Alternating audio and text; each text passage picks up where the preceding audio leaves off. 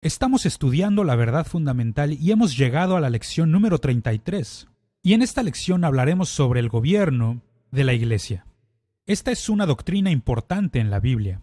Y nuestro versículo clave se encuentra en Romanos capítulo 13, versículo 1. Sométase toda persona a las autoridades superiores, porque no hay autoridad sino de parte de Dios. Y las autoridades que hay, por Dios han sido establecidas. Yo sé que este versículo presenta dificultades para algunos. Alguien por ahí lo ha dicho muy bien. Dios te da o lo que necesitas o lo que mereces. Pero toda autoridad proviene de parte de Dios y toda autoridad tendrá que rendir cuentas ante Dios sobre su gobierno. Esta lección la vamos a relacionar con el gobierno de la Iglesia. La Biblia identifica básicamente tres tipos de gobierno en nuestra sociedad. La primera es el hogar. El hogar. La segunda es el gobierno secular. El gobierno. Ya hemos hablado sobre esto antes. Y en esta lección estaremos hablando sobre la autoridad en la Iglesia. Autoridad en la Iglesia. ¿Cuál es la estructura que Dios ha puesto dentro de la Iglesia? Ahora, haremos una buena pregunta que responderá el por qué necesitamos estudiar este tema. ¿Por qué existe la necesidad de tener un gobierno? Bueno, la razón es simple. Sin el gobierno, todos viviríamos sin ley, anarquía y desorden. Y un buen versículo para comprobar esto es Jueces capítulo 17, verso 6 y también Jueces 21, 25. Los israelitas llegaron a comprender este principio, que lo que estaba mal era que ellos no tenían un gobierno adecuado. Segunda Tesalonicenses 1:4, Segunda de Pedro 2:10 y Judas versículo 8. Todos estos pasajes nos enseñan que sin autoridad, sin gobierno, todo va a entrar en discordia. Entonces hablemos de algunas de las formas en que el gobierno de la Iglesia se revela en el Nuevo Testamento. Esto es muy importante porque es ahí donde comenzó la Iglesia. Debe destacarse que si bien es cierto que existen diferentes posiciones de gobierno, de autoridad, en la Iglesia, no existe identificación en la Escritura con lo que se llama denominacionalismo. No, las denominaciones fueron creadas por los hombres para intentar cumplir con la obra de Dios. Y yo creo que estos fueron hombres buenos que siempre realizaron su mejor esfuerzo. Pero el problema con las organizaciones es que éstas siempre cobran una vida propia. Y lo triste es que muchas denominaciones que comenzaron bien, terminaron, las tradiciones y la denominación terminan siendo mucho más importantes que lo que nos enseña la Escritura. Y ese es un error, eso es lo que debemos evitar. En la Biblia existen dos posiciones que se definen dentro de la organización de la iglesia local. Y estas son obispos y diáconos. Obispos y diáconos. Su estatus era independiente de la autoridad eclesiástica y directamente relacionados con Cristo Jesús. Es decir, su relación con Dios era más importante que su afiliación con alguna denominación. Filipenses 1:1 es un excelente versículo que nos muestra la organización de una iglesia. Pablo dice: Pablo y Timoteo, siervos de Jesucristo, a todos los santos en Cristo Jesús que están en Filipos, con los obispos y diáconos. Notemos lo que hace. Él ha definido a la iglesia con tres palabras diferentes. Primero, santos. Santos. Santos se refiere a todos, y yo sé que existen tradiciones de la Iglesia en que tienes que estar muerto por muchos años antes de poder llegar a ser un santo, pero eso no es bíblico. La terminología bíblica es que todo aquel que es creyente, un seguidor de Cristo Jesús, es llamado un santo, santo. La segunda palabra utilizada aquí es diácono, diácono. Los diáconos supervisan las cosas naturales.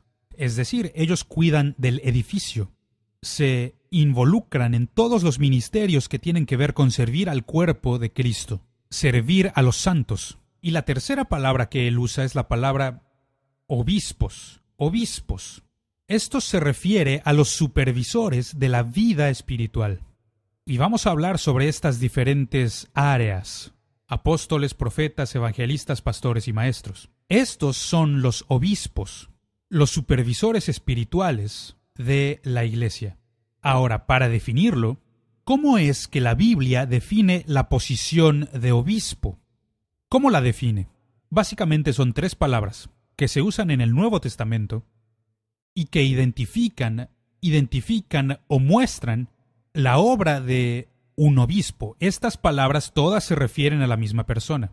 Solo son diferentes clarificaciones de lo que ellos hacen y cómo lo hacen. La primera palabra es anciano. Anciano. Esta palabra la vemos mucho en la Escritura. Habla de alguien que es maduro, alguien que es mayor de edad. Es lo opuesto a ser un neófito, un principiante. Esto habla del hombre, de su persona. Él es un anciano. La segunda palabra que se utiliza es la palabra obispo. Obispo, que significa literalmente un supervisor. Eso está hablando de la posición. Entonces, el anciano habla sobre el hombre y como obispo supervisa la vida espiritual de la iglesia. Y luego, la tercera palabra que se utiliza para definir esto es un pastor. Pastor. Un pastor. Como un pastor de ovejas, alguien que alimenta al pueblo de Dios con la palabra, la verdad de Dios. Y esto habla sobre la obra que él hace. Entonces, anciano habla sobre el hombre, obispo habla sobre la posición, y luego, sea apóstol, profeta, evangelista, pastor o maestro, habla sobre la obra que ellos desempeñan. Y este es el ministerio de 5 partes. De 5 partes. Y todas ellas, apóstol, profeta, evangelista, pastor y maestro, son ancianos, y estamos hablando de la persona, tienen responsabilidades de liderazgo, y sus títulos describen el tipo de obra que ellos desempeñan en el cuerpo de Cristo, en la iglesia. Efesios 4:11, versículo clásico de este tema.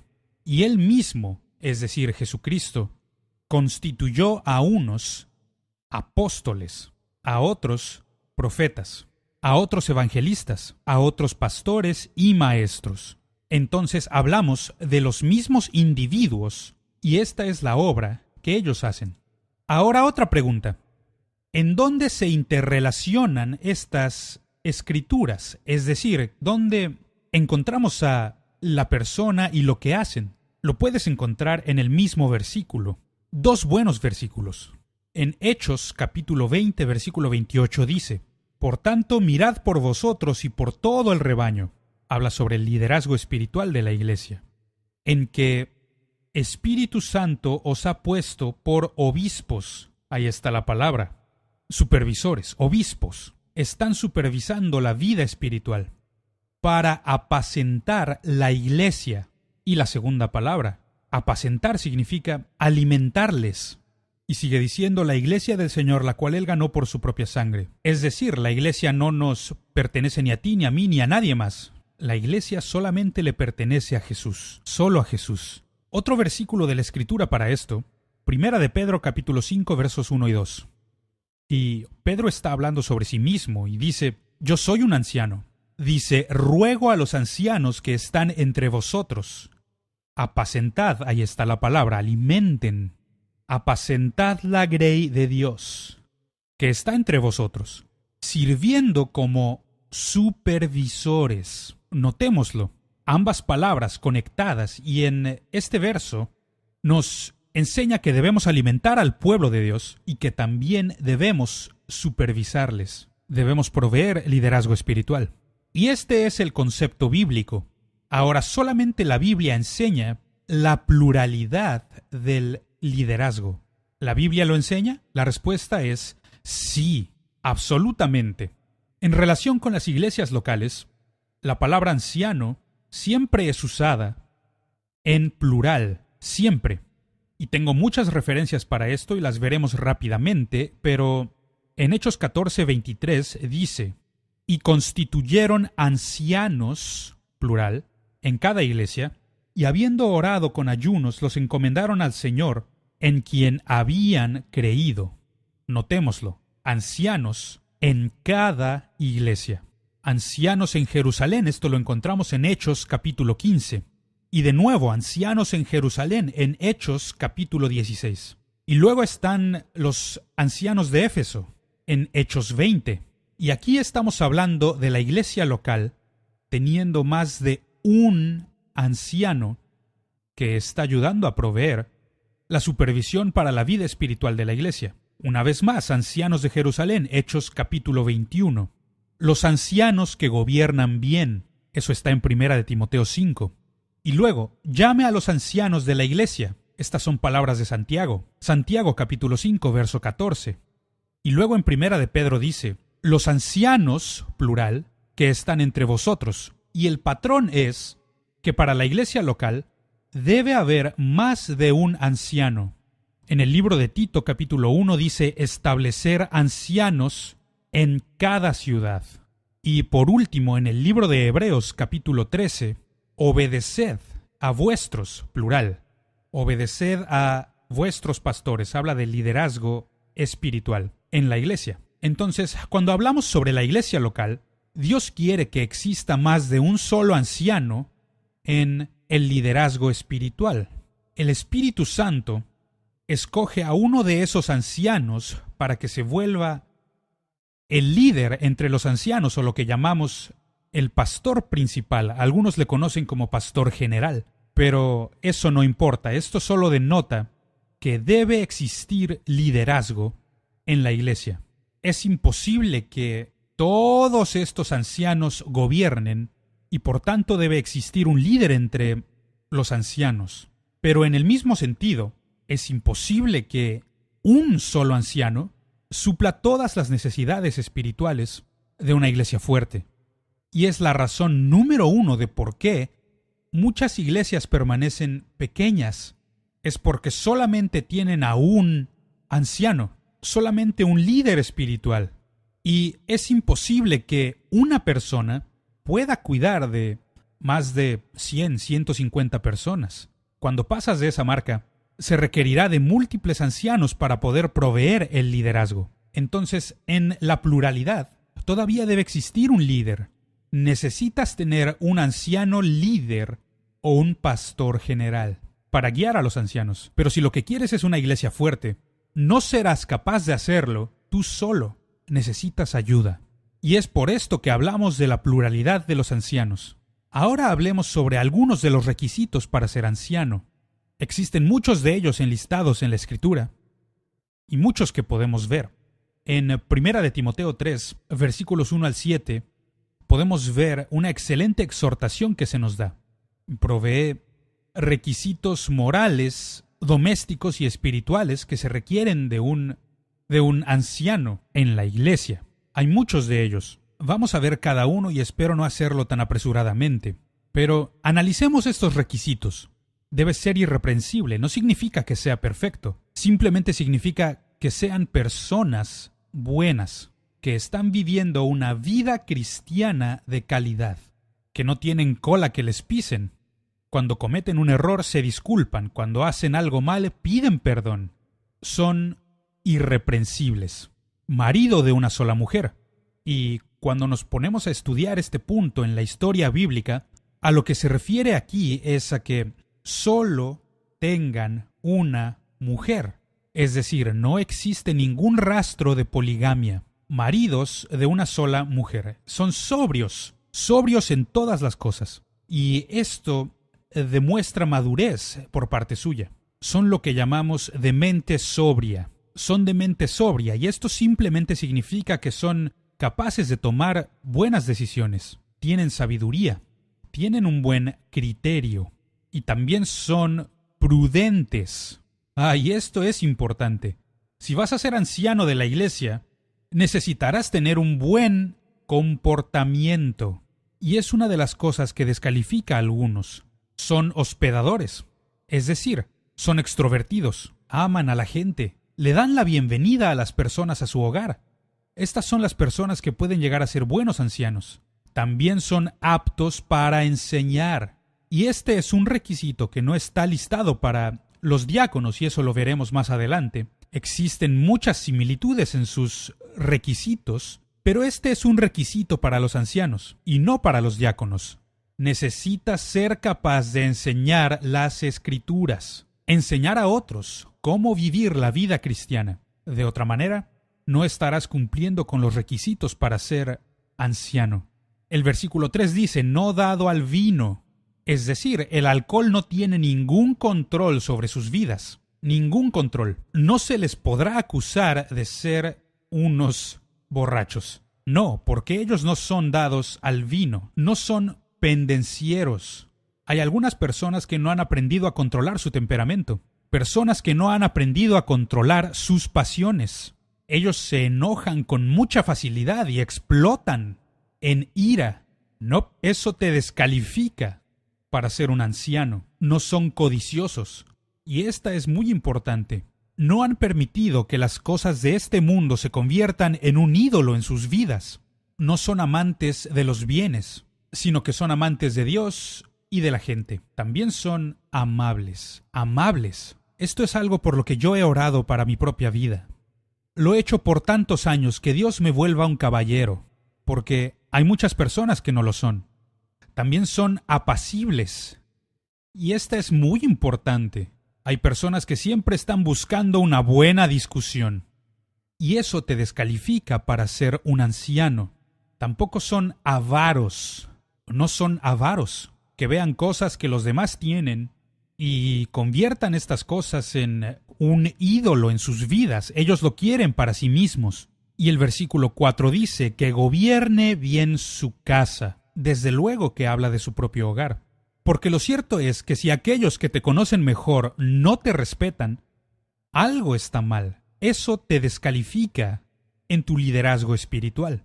Uno de los valores por los que yo vivo es que quiero que aquellos que me conozcan mejor sean los que me respeten más. Y de eso es de lo que está hablando aquí alguien que gobierne su casa bien. Te respetan en tu hogar. Verso 6, no son neófitos. Entonces, si eres principiante, si apenas comenzaste tu viaje cristiano, no hay manera en que puedas calificar. De hecho, la palabra anciano en sí misma denota madurez. Necesitas tener madurez. Entonces, el principiante claro que sí tiene el potencial de algún día ser un anciano, pero todavía no has llegado ahí. Necesitas madurar y crecer para desarrollar tu relación con Dios y así puedas formar parte del liderazgo de la iglesia. Y estos son requisitos que nos son dados para aquellos que son ancianos. Y cualquiera de estas cosas nos descalifica. Y si tú tienes problemas en algún área de tu vida, entonces necesitas trabajar en estas áreas, o si no te descalificarán para el liderazgo espiritual en la iglesia. Ahora vamos a hablar sobre otra área. Ya hablamos de los obispos, los ancianos, aquellos que son supervisores en la iglesia. Hablemos sobre la definición bíblica de lo que es ser diácono, los diáconos. Y necesito destacar que esta palabra diácono es generalmente traducida en tres formas diferentes. Diácono proviene de una palabra griega, diákanos, y la palabra diácono la encontramos 3 veces en el Nuevo Testamento. La encontramos en 1 de Timoteo 3:8 y también en Filipenses capítulo 1, verso 1, que ya lo leímos. Y esta traducción la encontramos únicamente 3 veces. Diácono. Y luego está la palabra ministro.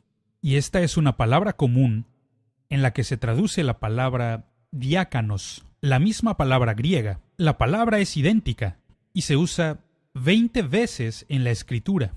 Permítame darles una referencia al respecto. En Marcos 10, versículos 43 al 45.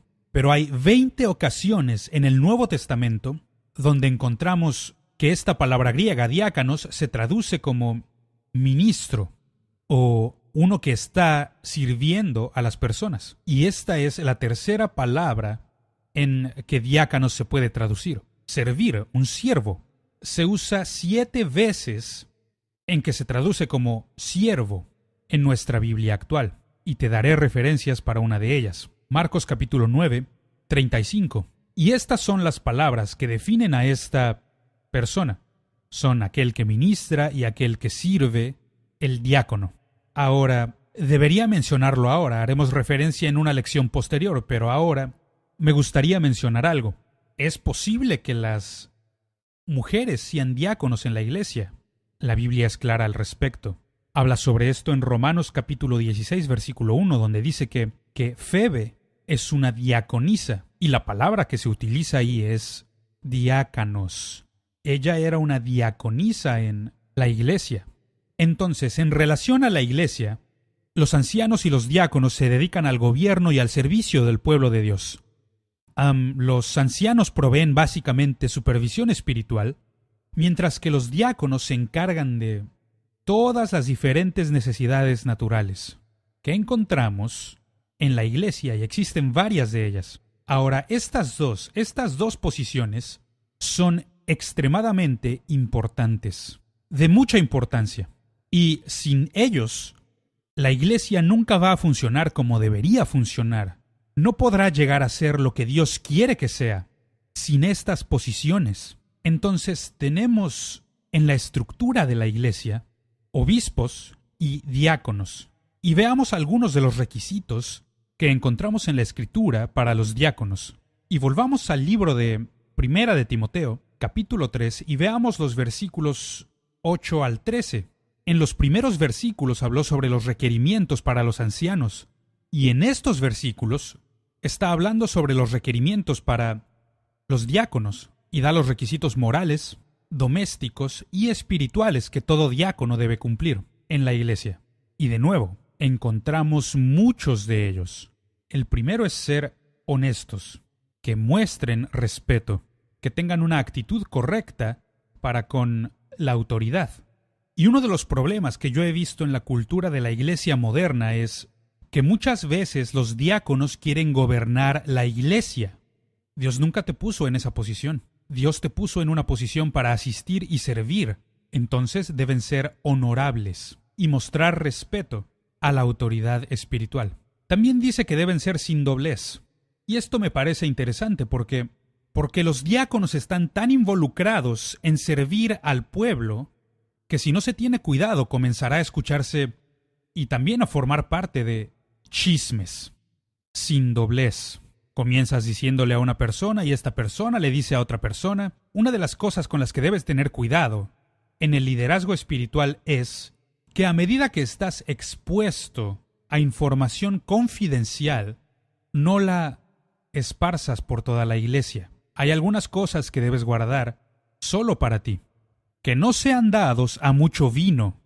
Y otra vez hablamos de una cultura en la que el vino estaba presente en todos lados. Y dice, no puedes ser una persona que ame el vino y sea un diácono en la iglesia. Alguien que ame las bebidas alcohólicas.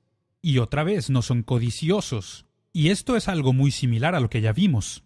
Los requisitos de un anciano. Y muchos de estos requisitos son similares o son los mismos. No son codiciosos. Si tú eres un amante del dinero, un amante de lo que el dinero puede comprar, eso te descalifica para ser un diácono. Tienen una conciencia limpia. Y esto es sumamente importante. Mantener una conciencia libre de ofensas ante Dios y ante los hombres. No permiten que los problemas, porque muchas veces tendrás que lidiar con problemas, no permiten que los problemas contaminen su espíritu. Ellos tienen una conciencia limpia. Lo siguiente es que son puestos a prueba, y todo esto lo tomamos de Primera de Timoteo, capítulo 3. Son probados, es decir, los pones a prueba, los pruebas para ver si son lo suficientemente maduros para esta posición. Y pienso que este es un error que cometemos muchas veces en la iglesia, que ponemos a personas que no son maduras en liderazgo espiritual, y esto siempre crea problemas en las vidas de estas personas, y también crea problemas en las personas a quienes ellos sirven o a quienes supervisan.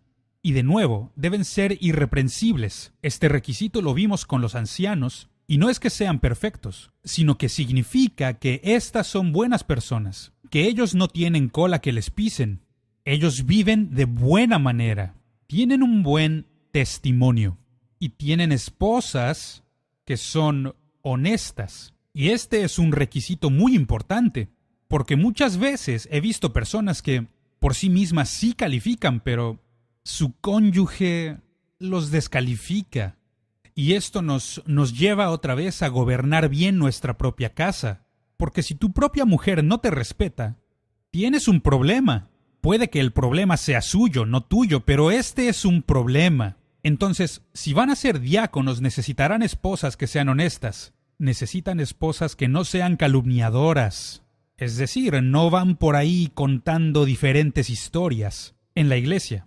Ellas son sobrias. Otra vez, estos son requisitos de la madurez.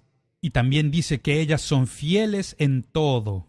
Esta es una buena palabra de testimonio. Que tu mujer también tenga estas cualidades. Y luego, vemos otra vez el mismo requisito que se da para los ancianos, que los diáconos sean maridos de una sola mujer. No estás involucrado en inmoralidad, ni estás involucrado en poligamia, el cual era un gran problema en el tiempo neotestamentario.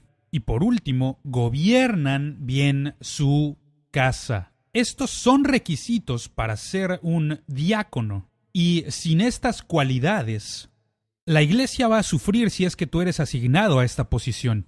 Y tú también vas a sufrir porque no serás capaz de manejar los ataques, no solo de parte de la gente, sino de fuerzas demoníacas que vienen en tu contra. Pero quiero retarte, madura en tu viaje cristiano y permite que Dios cumpla su propósito en tu vida para que tú puedas ser uno de los líderes espirituales de la iglesia, sea como diácono o como un obispo, uno que supervisa las cosas naturales o las cosas espirituales. Cuánto necesitamos que Dios los aumente en nosotros, porque la iglesia nunca llegará a ser lo que se supone que sea, a menos que tengamos gobierno en la iglesia, la estructura eclesiástica como Dios la creó. Que Dios te bendiga en tu viaje cristiano y te ayude a madurar para llegar a ser anciano o diácono en la iglesia.